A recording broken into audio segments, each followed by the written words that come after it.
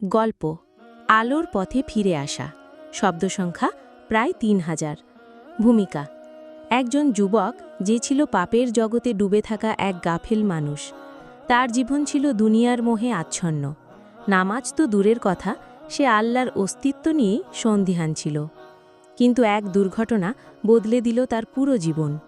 কিভাবে একজন পাপী মানুষ আল্লাহর হেদায়েত পেয়ে জান্নাতের পথে চলতে শুরু করল, সেটাই এই গল্পের মূল বিষয়। অধ্যায় ১। গাফিল জীবনের আধার।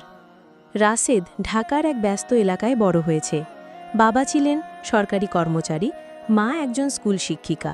ছোটবেলায় তার পরিবার নামাজ কোরআনের পরিবেশে বড় করলেও বয়স বাড়ার সাথে সাথে রাশেদের মন পড়ে গেল দুনিয়ার চাকচিক্যে। বন্ধুদের সাথে আড্ডা, ভিডিও গেমস, রাতভর পার্টি আর সোশ্যাল মিডিয়ায় ডুবে থাকা ছিল তার নেশা। সে ভাবত এই দুনিয়া নেই সব। মরণ, পরকাল, জান্নাত জাহান্নাম, এগুলো সব অলীক কল্পনা। এমনই চিন্তায় ডুবেছিল সে। তার মা বহুবার বোঝাতেন, বাবা, একদিন মৃত্যুর মুখোমুখি হতে হবে, আল্লাহর সামনে দাঁড়াতে হবে। রাশেদ তখন হেসে বলতো, মা, এসব পুরাণ কাহিনী আমারে বলো না। অধ্যায় ২। হঠাৎ থমকে যাওয়া। একদিন রাতে রাশেদ মোটরসাইকেল নিয়ে খুব দ্রুত গাড়ি চালাচ্ছিল। গান বাজছে কানে, মনে কোনো ভয় নেই। হঠাৎ করে তার সামনে একটি বাচ্চা ছেলেকে দেখে সে ব্রেক কষে, কিন্তু ততক্ষণে অনেক দেরি হয়ে গেছে। ধাক্কা খেয়ে রাশেদ নিজেই রাস্তায় ছিটকে পড়ে যায়। জ্ঞান হারায় সে। চোখ খুলে দেখে হাসপাতালের বিছানায়। শরীরের ডান দিক পুরো অবশ। ডাক্তার বললেন, তোমার স্পাইনাল কর্ডে ইনজুরি হয়েছে, হয়তো কখনো আগের মতো হাঁটতে পারবে না। রাশেদ যেন আকাশ থেকে মাটিতে পড়ে গেল। অধ্যায় ৩। এক অজানা ভয়। রাশেদ হাসপাতালের বিছানায় শুয়ে আছে। দিন কাটছে, রাত কাটছে, সে আর আগের মতো হাঁটতে পারে না। একদিন গভীর রাতে সে একটা স্বপ্ন দেখে। সে দেখে একটা অন্ধকার কবরের মধ্যে সে বন্দী। চারদিক থেকে অজানা আওয়াজ, কান্না আর চিৎকার। একজন ফেরেশতা কড়াভাবে জিজ্ঞেস করছে, মার রাব্বুক? সে উত্তর দিতে পারছে না। ভয়, আতঙ্ক আর গলায় কাঁটা যেন একসাথে এসে গলায় আটকে আছে। হঠাৎ ঘুম ভেঙে যায়। সে কাঁপতে থাকে, পুরো শরীর ঘেমে গেছে। সেই রাতটাই ছিল রাশেদের জীবনের মোড় ঘোরানোর রাত। অধ্যায় ৪।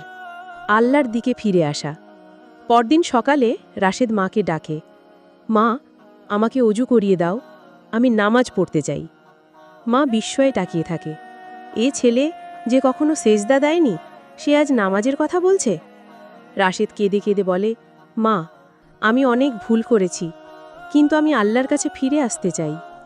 এরপর রাশেদের নতুন জীবন শুরু হয়। প্রতিদিন সে নামাজ পড়ে, কোরআন তিলাওয়াত করে, ইউটিউবে ইসলামিক লেকচার শোনে। অধ্যায় ৫। তওবার আলোকে। রাশেদ হুইল চেয়ারে বসে থেকে থেকেও অসংখ্য মানুষকে দাওয়াত দিতে শুরু করে। সে ফেসবুকে লাইভে এসে নিজের জীবন কাহিনী বলে। তার কথা শুনে বহু তরুণ ইসলামকে ভালোবাসতে শুরু করে।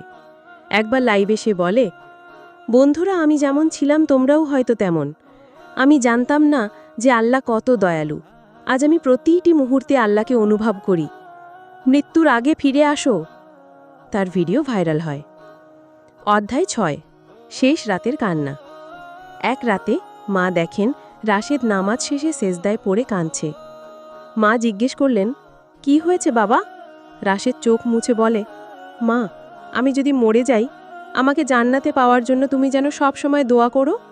মা কাঁদতে কাঁদতে বললেন, তুমি এখনো অনেক ভালো আছো, আল্লাহ তোমাকে হেদায়েত দিয়েছেন, এটিই জান্নাতের প্রথম ধাপ।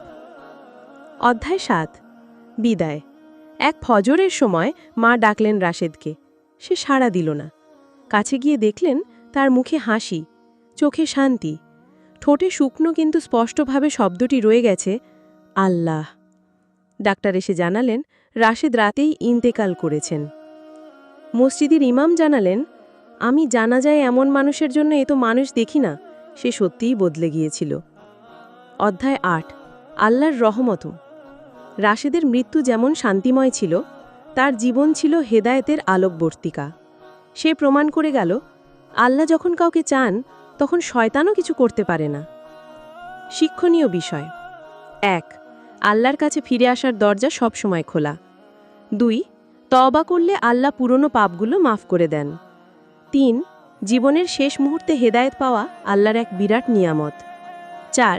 যারা নিজের জীবনে আল্লাহর পথে ফিরে আসে, আল্লাহ তাদের মুখ উজ্জ্বল করেন।